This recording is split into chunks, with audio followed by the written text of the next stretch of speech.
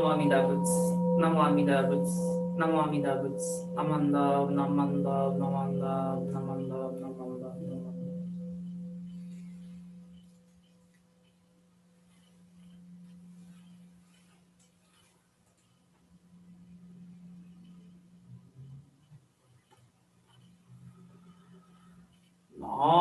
Namo Tassa Bhagavato Arahato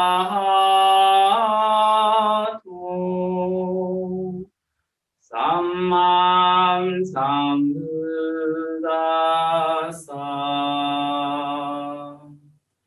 Homage to him, the exalted one, the enlightened one, the supremely awakened one.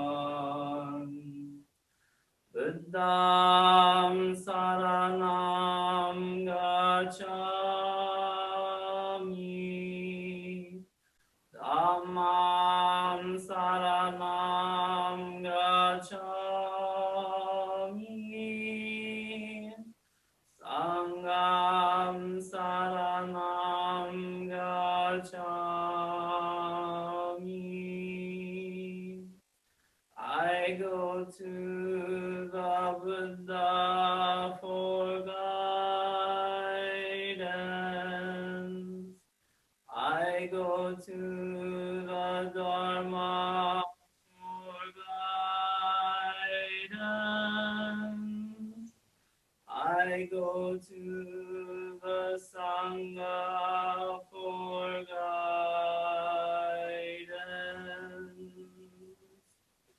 Namo Kye Butsu. Namo Kye Ho. Namo Kye So.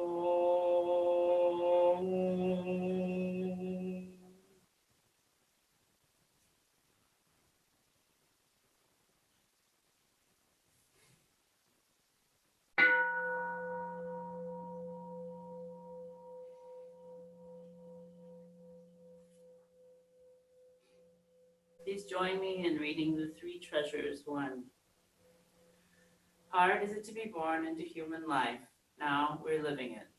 Difficult is it to hear the teachings of the Blessed One. Now we hear it. If we do not realize the truth in this life, when will it be realized? Let us reverently take refuge in the three treasures of the truth. I take refuge in the Buddha. May we absorb ourselves in the principle of the way to enlightenment and awaken in ourselves the supreme will. I take refuge in the Dharma. May we be submerged in the depths of the doctrine and gain wisdom as deep as the ocean. I take refuge in the Sangha. May we live in harmony in the great assembly as disciples of Buddha and be freed from all hindrances, becoming units of true accord in the life of harmony, in a spirit of universal oneness, freed from the bondage of selfishness. Even through myriad ages of kalpas, hard is it to hear such an excellent, profound, and wonderful doctrine. Now we're able to hear and receive it. Let us thoroughly understand the true meaning of Tathagata's teaching. Namo Amida Butsu, Namo Amida Butsu, Namo Amida Butsu, Namanda, Namanda, Namanda, Namanda, Namanda, Namanda.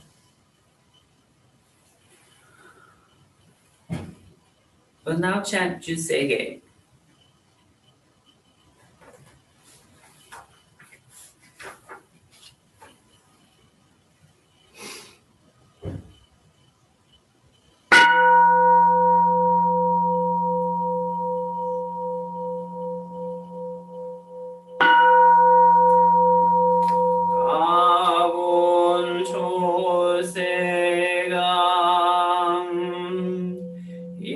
Kansho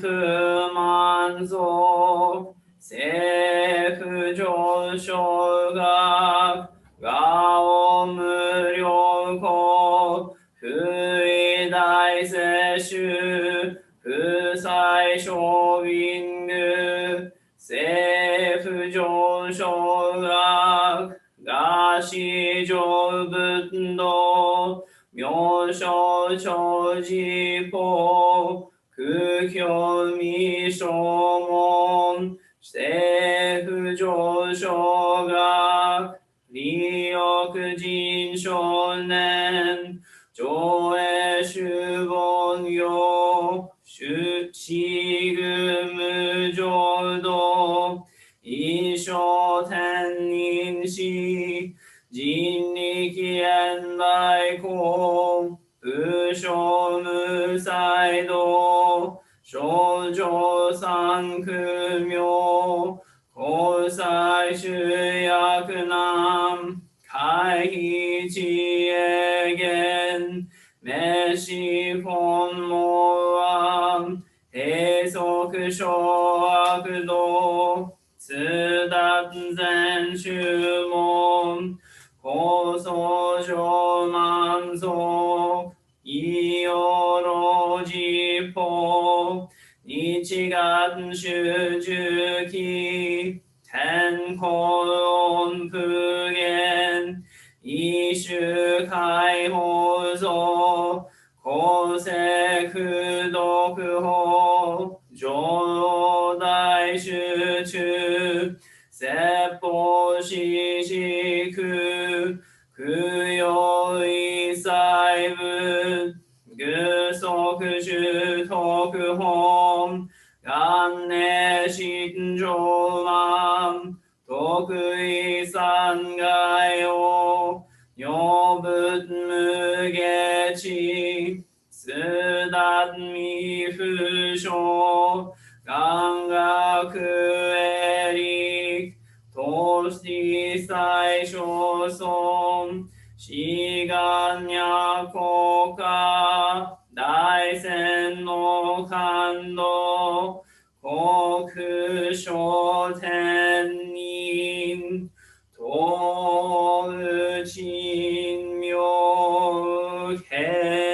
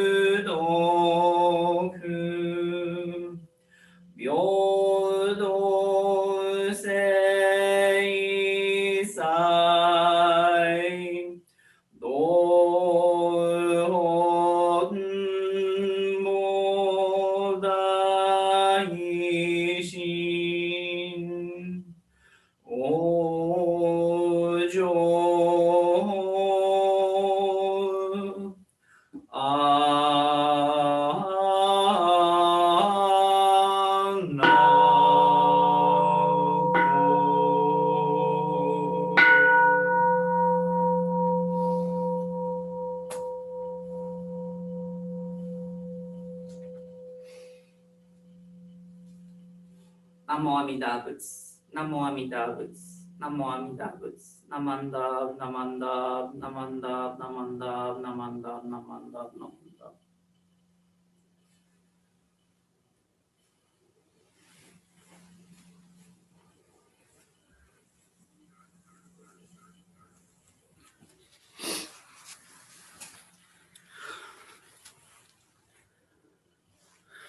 Good morning. Thanks for coming to today's Dharma family service. It's our last one in June. I'd like to start the next part of our service by sharing a Gatha performed by the cherry blossoms. The name of the Gatha is Arigato. Just a moment and I'll pull up the video.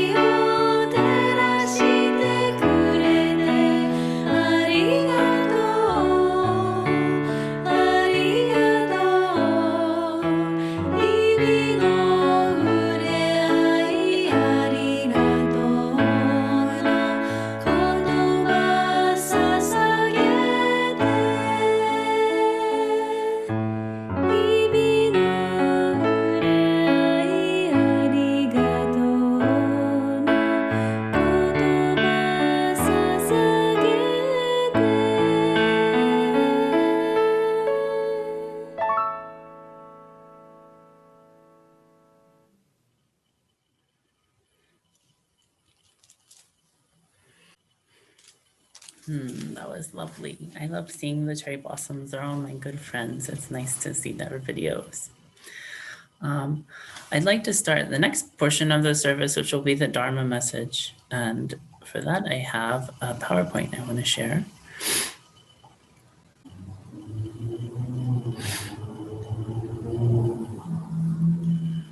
Okay. So if you'll please join me in Gassho, I'd like to share the Gosandai for today's talk. Buddha's vow to liberate all of us is a great torch in the long night of ignorance.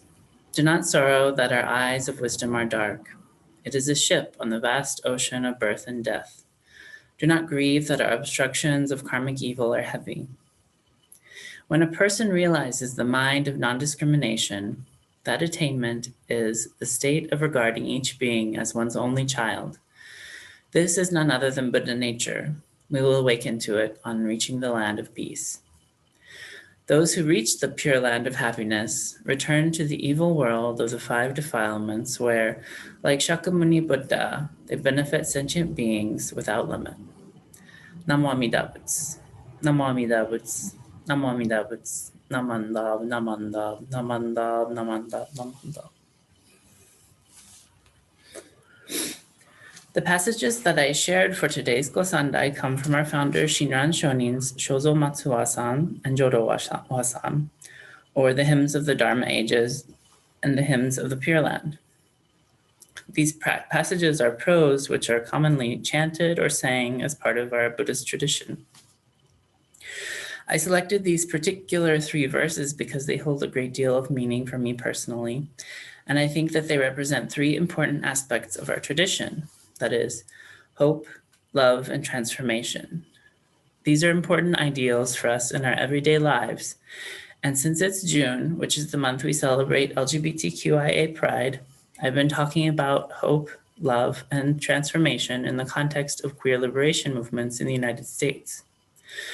During this month of Queer Pride, I wanted to share my thoughts during each Sunday service on these three themes of hope, love, and transformation in Jodo Shinshu Buddhism and the LGBTQIA struggle for equality. During our last two live services this month, I talked about hope and love. And this week, I want to talk about transformation. The passage that I want to focus on today is the third one that we read for the Gosandai, which says, "Those who reach the Pure Land of happiness return to this evil world of the five defilements, where, like the Buddha Shakyamuni, they benefit sentient beings without limit." Our teachings tell us that from a religious or soteriological standpoint, we will all become Buddha at our death. In Jodo Shinshu, birth in Amida's Pure Land of Sukhavati at the moment of our death is equal to the final transformation of us as individuals into Buddha, the enlightened or awakened one. One of the reasons that we might honor our ancestors, our friends, and our loved ones who've died is to acknowledge their presence in our lives as Buddha and the ways that they still are able to reach out into our lives, opening our hearts and helping us to learn and grow. It's easy for us to think about this in a joyous and happy way when we recall our fond memories of our loved ones. But I think our teachings also are encouraging us to find some sort of way of experiencing gratitude, or at the very least acceptance for the not so happy memories that we've had. Where folks we love and respect, or even strangers, might have been hurtful to us. This isn't easy, and I constantly struggle with it myself. Why should I feel grateful for abuse, hatred, physical harm, and so much pain in my life? That doesn't seem very fair to me. However, I also know that deep in my heart, when I hold on to those feelings of hurt with such strong judgment, I only grow more closed off to love, and I become more resentful and bitter. I know that were it not for a lot of the hardship I've experienced in my life, I likely wouldn't have come to Buddhism, and I almost certainly wouldn't have made the wonderful Dharma friends that I have and built these life-changing connections, finding new siblings in my chosen family through the Dharma. In that sense, my gratitude is overwhelming, and it requires me to accept the hurt along with that love. With all this in mind, I want to teach a little bit more about the history of LGBTQIA liberation movements in the United States. This is a way of honoring my queer and transgender ancestors who've been born in the Pure Land. It doesn't matter if they weren't Buddhists.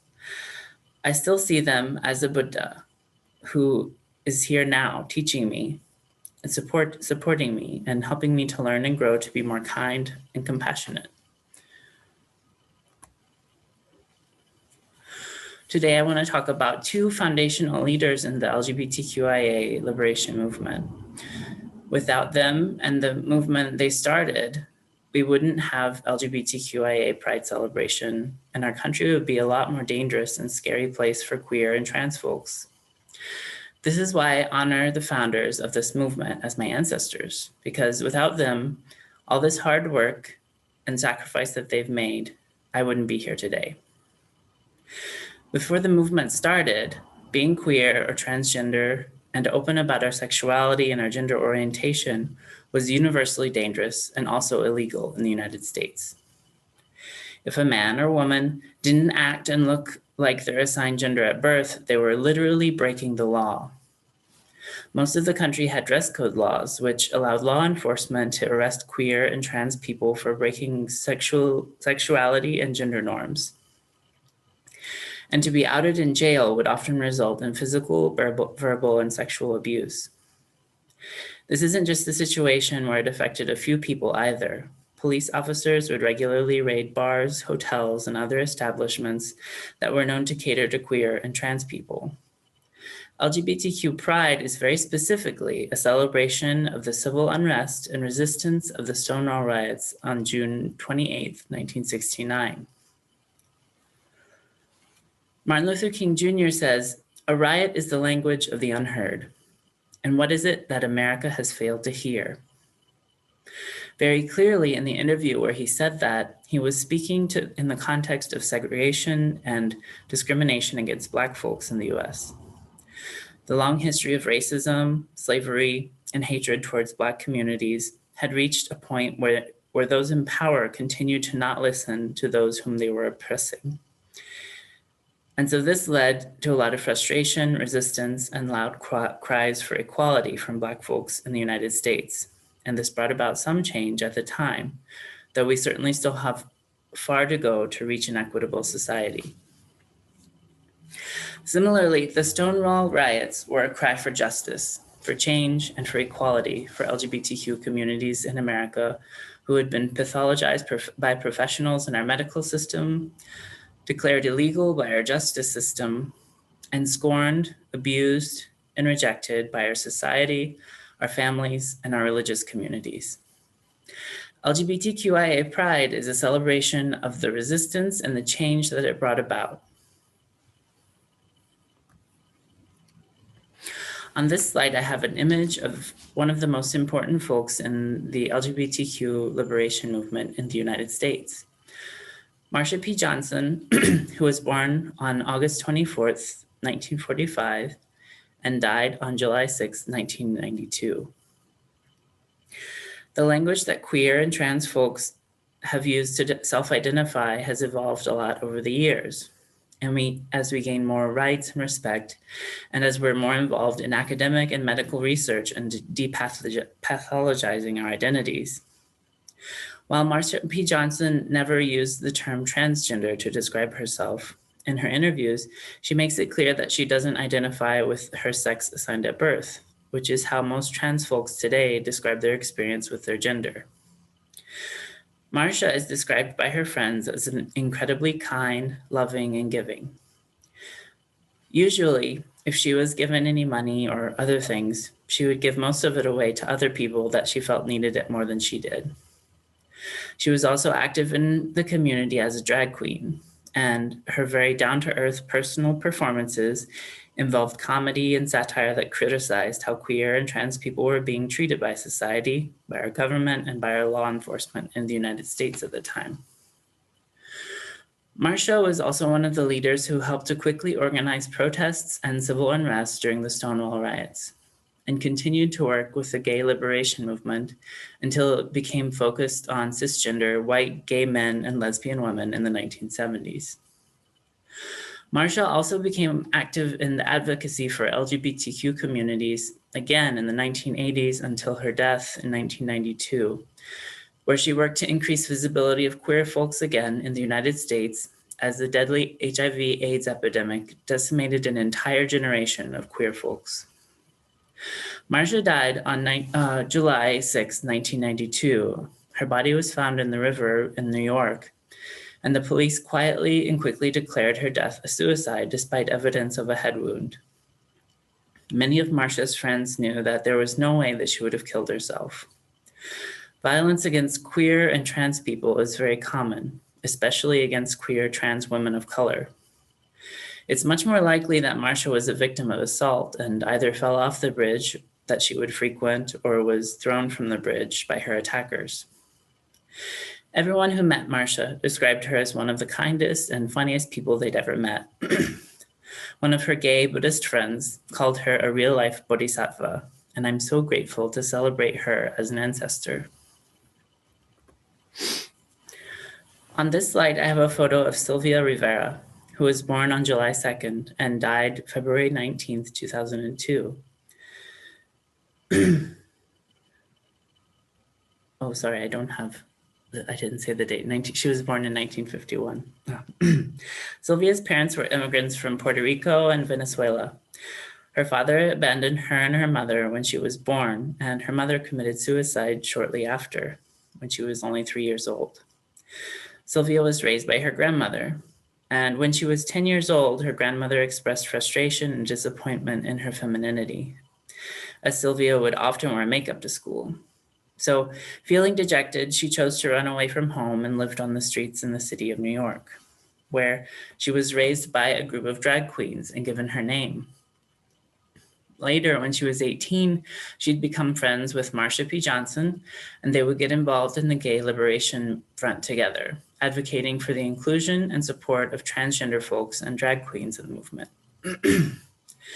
It seems that silencing and victimizing is a common human response to those who are hurting and who make us feel uncomfortable. In 1973, on the 4th commemoration of the Stonewall riots, or what we now call Gay Pride Month, or Gay Pride, Sylvia gave a famous speech called Y'all Better Listen, in which she criticizes white middle-class gay men and lesbian women for co-opting the Gay Liberation Front by excluding her and other trans people and drag queens and poor queer trans folks. And she also pointed out the white middle-class queer community's neglect of the queer and trans folks who'd been arrested and mistreated in jail. Sylvia was banned from speaking at many of the gay-centered events because the organizers, who were again predominantly white, middle-class gay men and lesbian women, felt that she embarrassed and brought shame to the community because of her gender presentation as a woman. As a part of her struggle, Sylvia found herself battling substance abuse and living in queer homeless communities in different points of her life. While this part of her experience must have been very difficult, it also informed her advocacy work, and she wished to support and uplift the voices of those who were being left behind by the Gay Liberation Front. Sylvia and Marsha would found the Street Transgender Action Revolutionaries group, which offered services, advocacy for homeless and queer youth, and fought to lobby the state government to provide more protections for queer and transgender people under the law. In spite of, or perhaps as a result of all the difficulties that Sylvia faced, she pressed through to continue her advocacy work for those who were left behind in the queer liberation movement, and continued to be, as the movements became more assimilationist in nature. I'm proud to call her one of my ancestors because I know that without all her hard work, I wouldn't be here today.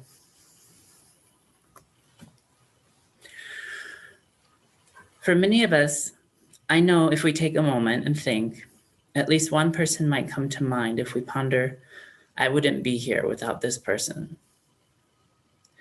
That's a wonderful exercise in mindfulness and gratitude. In some sense, you might say that it's a way of showing our gratitude toward Buddha or of saying Nembutsu. I think we can also investigate history beyond our immediate surroundings to communities of which we're a part and find deep connections to our ancestors who have given us so much, even if we haven't met them or aren't related to them by blood. This is, in a sense, recognizing Buddha and can be deeply transformative. Reflecting in this way helps us to see beyond our own subjective realities and understand that our lives are vast, broad, and immeasurably interconnected with so many others. And I think if we recognize those ancestors as Buddha, we're who are here guiding and benefiting us in this life, then that can bring us a stronger sense of hope, a broader scope of compassion, and might help us to feel a little bit more like we belong in this chaotic and frustrating world. That isn't to say that we'll always feel okay or be happy, but I think if we constantly keep in our minds that we're infinitely connected with others and constantly receiving support, even if we feel alone or aren't noticing that support, then this can radically transform our worldview.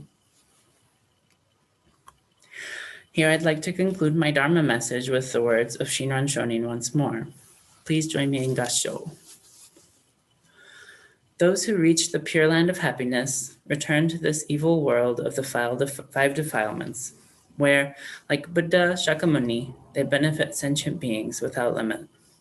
Namo Amida Butsu. Namo Amida Butsu. Namamida Butsu. Namandam, namandam, namandam, namandam.